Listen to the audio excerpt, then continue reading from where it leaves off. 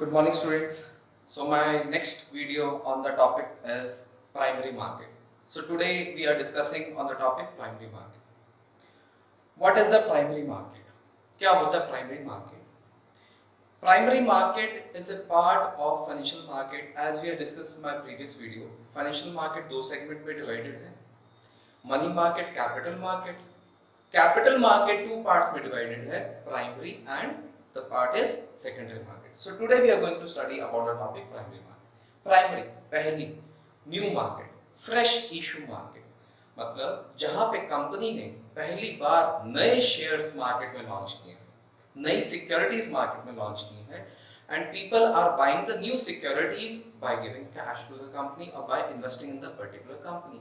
इसलिए इस मार्केट का नाम है प्राइमरी. प्राइमरी मतलब कि जैसे बच्चा शुरू में प्राइमरी विंग में जाता है, new एंट्रेंट in the school, primary wings, तो सेम कंपनी के अंदर हम पहली बार कंपनी जब नए शेयर्स अपने न्यू बेबीज न्यू सिक्योरिटीज को मार्केट में लॉन्च कर रही है, this is known as primary, पहली मार्केट. इसलिए इसका वर्ड लिखा हुआ उसने न्यू इशू मार्केट, नया इशू, नई सिक्योरिटीज दे रहे हैं, shares and all that.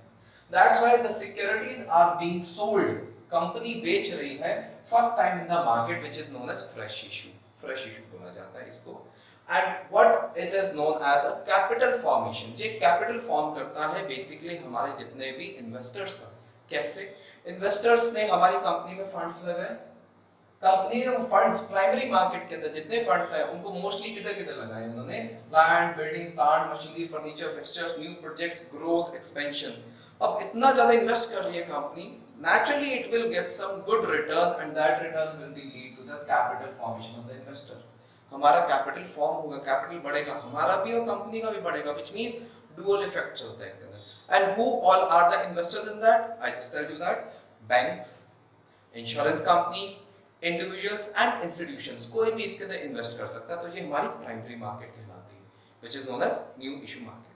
But there are 5 flotation instruments of this particular market कि कैसे इस मार्केट में वो एंटर करते हैं. इसके 5 तरीके उन्होंने बताया as we are going to study in class 12. So first part is known as public issue through prospectus. लोग को issue करवाते हैं prospectus के through. Now what is the word prospectus? As we have done in chapter number 2 of 11th class, उसमें दिया हुआ है एक वर्ड फॉर्मेशन ऑफ कंपनी के अंदर prospectus. Prospectus होता है इनवाइट करना हमें, हम इनविटेशन दे रहे हैं, एक तरह से हम एडवर्टीजमेंट दे रहे हैं अपने न्यूज़पेपर के अंदर, लोगों को रिक्वेस्ट कर रहे हैं that they should, we are the inviting, they should invest their money in our company. This is known as invitation, prospectus. अब prospectus क्या करता है, लोगों को बताता है कि हम इस कंपनी के अंदर जो आपसे जो फंड्स लेंगे वो कहाँ लगाएंगे, what is the purpose of the funds, investment in that, how the funds will be used, हमारी past performance कंपनी की क्या है, future क्या होगा, background states क्या है, my each and every company details will be given in the prospectus. That's why they have to use word detail. अब जब सारी डिटेल मिल जाएगी, then I am an investor. I will see I want to invest or not to invest. पता चल जाएगा because background सारी details आ गई उसके अंदर. Second चीज, prospectus also gives us the two thing, the risk capacity. पता लगाता है कि रिस्कफुल है कि नहीं है, and second earning capacity company की है कि नहीं है, कि अर्निंग करेगा नहीं करेगा, because बैकग्राउंड चेक से हमें बहुत चीजें पता चल जाती है जब प्रोस्पेक्टस इशू होता है. And as we have told earlier in class 11, prospectus की कॉपी रजिस्ट्रार के ऑफिस में भी जाती है, so it is a legal proof and all that. तो इसलिए prospectus को उसने एक बोला है, जब कंपनी प्राइमरी मार्केट में जाती है, they have used a word called IPO, initial public offer.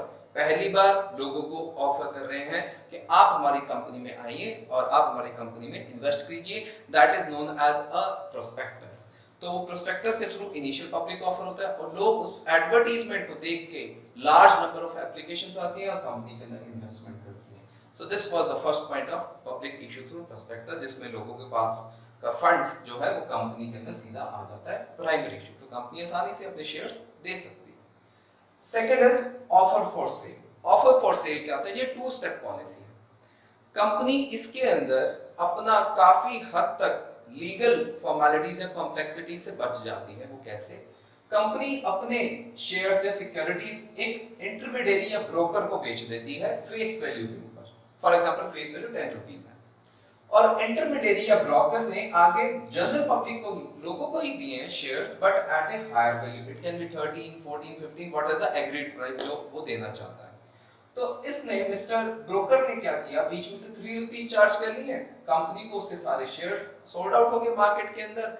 But company एक कॉम्प्लेक्सिटी से बच गई, वो क्या है, hassle, legal and mental tension, complexity से बच गई है। उसने क्या किया, उसने मार्केट के अंदर अपने शेयर्स भी दे दिए, ब्रोकर्स का भी अर्निंग मनी हो गया, लोगों तक शेयर्स भी पहुंच गए, कंपनी विदाउट हैसल अपनी सारी चीजें सॉर्ट आउट कर सकती है। So this was a 2-step policy जिसमें 2 स्टेप चलते हैं। This is known as offer for sale, offer किए सेल करने की, लेकिन जनरल पब्लिक को। Third flotation instrument is private placement. Privately मैं कुछ लोगों के लिए ही सिर्फ इशू कर रहा हूं अपने शेयर्स या सिक्योरिटीज। सेम प्रोसेस यही रहेगा ऊपर वाला, कंपनी ने एक ब्रोकर को दिए हैं, बट अब यहाँ पे फेस वैल्यू ना कह के हम उसको एग्रीड प्राइस बोलेंगे, जो हम फिक्स प्राइस कहते हैं। और आगे जो इन्वेस्टर, जो ब्रोकर है, ब्रोकर ने अपने ही सिलेक्टेड क्लाइंट्स को दिए हैं। यहाँ पे जनरल पब्लिक को दिया था, यहाँ पे सिलेक्टेड। और सिलेक्टेड क्लाइंट्स कौन हो सकते हैं, they can be organisations, institution जो उनको जानती हैं, for example life insurance corporation, UTA unit trust of India, GAC general insurance corporation और मल्टीपल मेनी, जिनके लिए वो अपने लॉन्च करना चाहते हैं, ये सिलेक्टेड क्लाइंट्स हैं। सेम एग्रीड प्राइस पे इसने अपने शेयर्स आगे बेचे और उन्होंने हायर प्राइस पे आगे बेच दिया।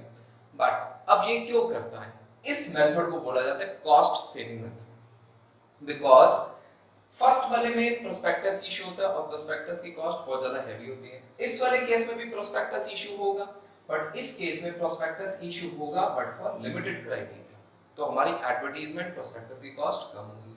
सेकंड कंसेप्ट इसके अंदर ये बोला जाता है कि ये बेसिकली कौन सी कंपनीज करती हैं, जो छोटी कंपनीज होती हैं, small companies, because they are not in the capacity to invest more, and second this is the criteria जो इतना ज्यादा रिस्क नहीं ले सकती, मतलब जो न्यू कंपनीज हैं वो प्राइवेट प्लेसमेंट के अंदर जाती हैं, बिकॉज उनको अभी मार्केट में पता नहीं है कौन इन्वेस्ट करे या ना करे, that's why they take the help of private placement, which means intermediate. Now fourth flotation instrument of my is right issue. Right issue क्या कहते हैं, राइट इशू को हम बोलते हैं प्रीएम्प्टिव राइट कहते हैं, जो हमने क्लास 11th में पढ़ा था अपने चैप्टर नंबर 2 में, फॉर्मेशन ऑफ कंपनी में आता है।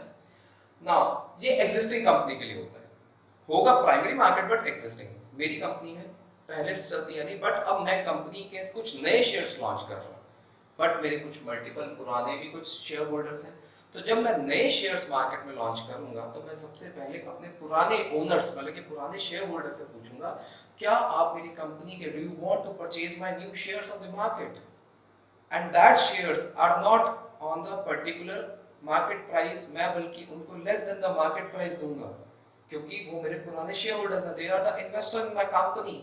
और ये कंपनीज एक्ट 1956 कहता है it is mandatory to ask the previous your existing shareholders of the company before issuing the new shares। नए shares launch करने से पहले पुराने वालों से आपको पूछना पड़ेगा, existing shareholders है, कि आप नए shares लेना चाहते हो नहीं चाहते।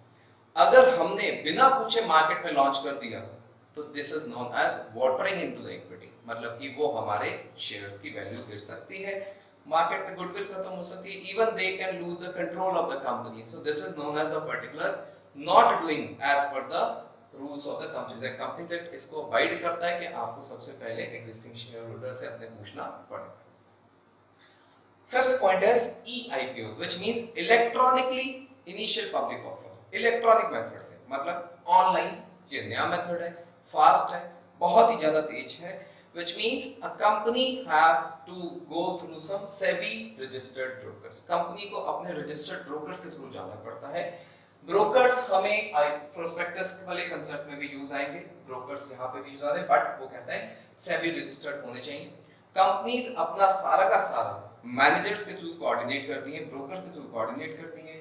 जिन इन्वेस्टर्स ने उनके फंड्स या उनके शेयर्स परचेज करने हैं, उनकी एप्लीकेशंस लेगी, लिस्टिंग करेगी, उनको मार्केट में अप्लाई करवाएगी, अलॉट करेगी shares, which means everything will be done on the electronic base, and this is a concept of the primary market. ये प्राइमरी मार्केट है ताकि मार्केट के अंदर पेपर फॉर्म से इलेक्ट्रॉनिक फॉर्म के अंदर चले जाए, बिकॉज शुरू में पेपर फॉर्म होता था, अब इलेक्ट्रॉनिक मीडियम से आ गया, which means more fast, more wide in culture।